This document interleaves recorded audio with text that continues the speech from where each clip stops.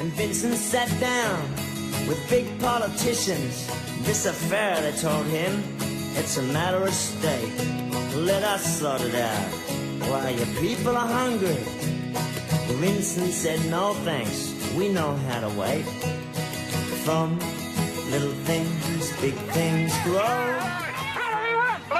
As National Reconciliation Week drew to a close last week, it seemed Australia's Indigenous people might be facing another wait. Exactly 3 years since the Uluru Statement from the Heart, a global pandemic and the biggest economic crisis since the Great Depression have pushed lots of pressing issues off the political stage, including, it seemed, progress towards constitutional Indigenous recognition and a voice to Parliament. The global Black Lives Matter campaign has brought these issues back into sharp focus in Australia. There seems to be an agreement that Indigenous people should have some form of voice to the Parliament or to at least the government. The big issue is whether this body should be enshrined in the Constitution or whether it can just be legislated. There is a little bit of, confusion in the community. A referendum to recognise Aboriginal and Torres Strait Islander people in the Constitution is one of the models that's being proposed by Minister Wyatt. The Uluru Group proposing another referendum, and that's to recognise the voice in the Constitution. Two totally different models. But some Indigenous leaders argue recognition without entrenching the voice in the Constitution would be tokenistic and would put the new body at risk of being scrapped in the future. The Uluru Statement was very clear that this body would be an advisory body to the Parliament and it would be enshrined in the Australian Constitution. The government is talking about a legislative body that advises the government, which is not what Uluru said. Despite the best intentions... Some Indigenous leaders took heart from the Prime Minister's Closing the Gap speech in February. Finally, Mr Speaker, I want to be clear as Prime Minister, I respect the honest yearn for constitutional recognition. The speech appeared to leave open the possibility the voice might be enshrined in the Constitution rather than just legislated if agreement could be reached first on how the voice would work.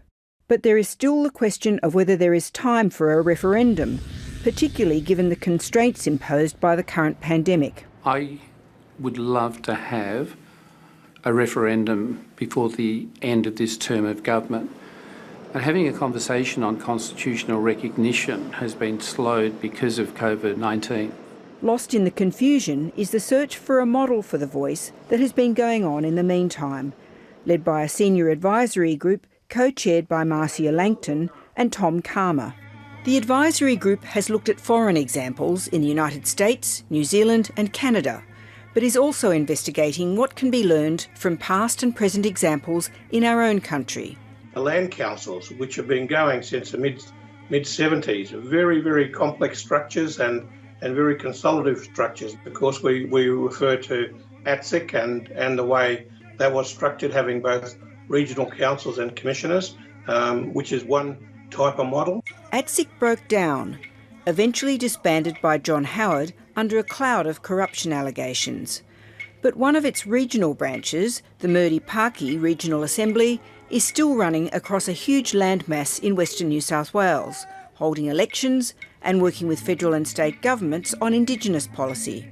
And in the ACT, an elected panel of Indigenous leaders has sat alongside the ACT Parliament for a decade. Whilst we don't sit as members of the Legislative Assembly, we certainly have many of the similar functions. If we see a piece of legislation, say changes to the adoption laws that were being proposed, we're allowed and have been able to go directly to the people running those processes and to put the local community's position. The heads of government departments are also forced to front Senate estimate-style hearings and explain themselves to the Indigenous panel. So where we've had an issue where we think there's an issue of dealing with racism in our jail here, we're able to ask directly about the incident, how it was handled, and to then interrogate that and provide recommendations on how we think that should be dealt with in the future.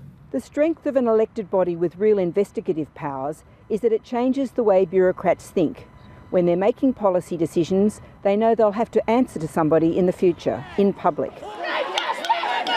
Despite the Black Lives Matter protests giving a renewed sense of urgency to Indigenous rights issues, the sense that the government is running out of time in this parliament to effect real change is once again pressing in. If you think there's going to be a federal election sometime early 2022, then the government really doesn't have very much time to either legislate a voice, enshrine a voice in the Constitution, or have a referendum on recognising Aboriginal people in the Constitution.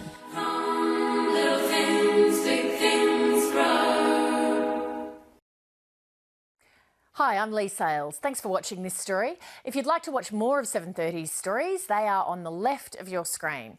And tap on the button below to subscribe and get the latest from ABC News.